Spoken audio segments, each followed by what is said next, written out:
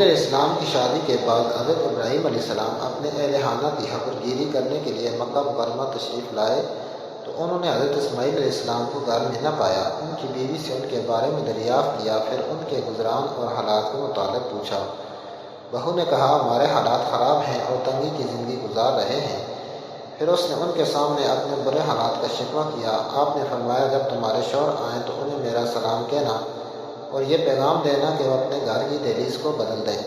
جب حضرت اسماعیل علیہ السلام تشریف لائے تو انہیں اپنی عدم موجودگی میں کسی کے آنے کا احساس ہوا، تو انہوں نے اپنی بیوی سے دریافت کیا کہ آپ کے ہاں کوئی آیا تھا؟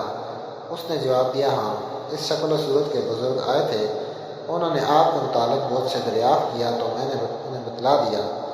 پھر انہوں نے ہمارے گزران کے متعلق دریافت کیا تو میں نے انہیں بتلایا کہ ہم مشکل حالات کا شکار ہیں۔ حضرت اسماعیل علیہ السلام نے پوچھا کیا انہوں نے تمہیں کسی بات کی تاکید کی؟ اس نے کہا جی ہاں، انہوں نے آپ کو سلام پہنچانے کے لیے کہا اور آپ کے لیے پیغام چھوڑا ہے کہ دروازے کی دہلیز کو تبدیل کر دیں۔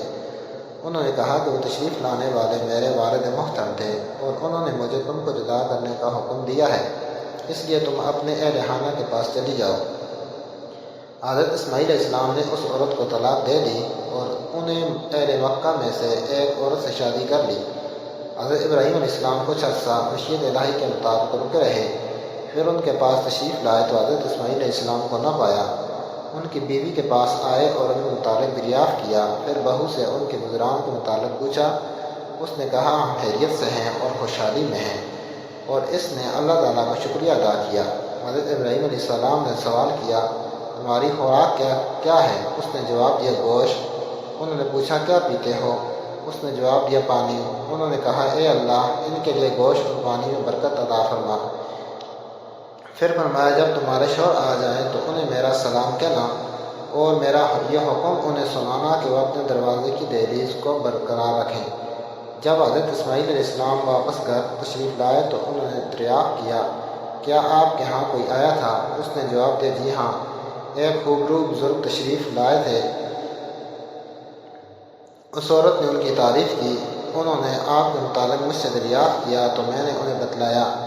پھر انہوں نے ہمارے گزران کے متعلق دریافت کیا تو میں نے انہیں بتلایا کہ ہم بخیر ہیں۔ انہوں نے کہا کیا انہوں نے تجھے کسی بات کی وصیت فرمائی؟ اس نے کہا جی ہاں، انہوں نے آپ کو سلام کہا اور اپنے دروازے کی دہلیز کو برقرار رکھنے کا حکم دیا۔ انہوں نے کہا کہ تیرے پاس تشریف لانے والے میرے والد تھے اور تو دہلیز ہے، انہوں نے مجھے تمہیں اپنے ساتھ رکھنے کا حکم دیا۔ اس حدیث سے معلوم ہوا کہ حضرت ابراہیم علیہ السلام نے جب یہ دیکھا کہ ایک پیغمبر کی بہو اور ایک پیغمبر کی بیوی کی زبان پر بجائے شکر کے شکوہ شکایت کے الفاظ ہیں، آپ نے ایسی عورت کو فوراً طلاق دینے کا حکم دیا۔ جب دوسری بہو کو دیکھا کہ تنگی کے باوجود زبان پر اللہ کا شکر جاری ہے تو بہت خوش ہوئے اور اپنے بیٹے حضرت اسماعیل علیہ السلام کو تاکید کی کہ اس عورت کو اپنے ساتھ رکھنا ہے۔ کاش والدین اپنے بچوں کی شادی میں حضرت ابراہیم علیہ السلام کے اس معیار کو اپناتے، لیکن افسوس مال و دولت کی حرص نے اکثر والدین کی آنکھوں پر پردہ ڈال رکھا ہے۔ ان کا معیار پسندیدگی، حسن جمال، حسب نسب اور مال و دولت ہے، بلکہ اب تو سوائے مال و دولت کی ہر چیز ثانوی درجہ رکھتی ہے۔ اکثر کی خواہش یہی رہتی ہے کہ ہمارا بیٹا بغیر کچھ کمائے مالدار بن جائے، چاہے اس کے لیے اخلاق اور انسانیت سے ہی کیوں نہ گر جائے۔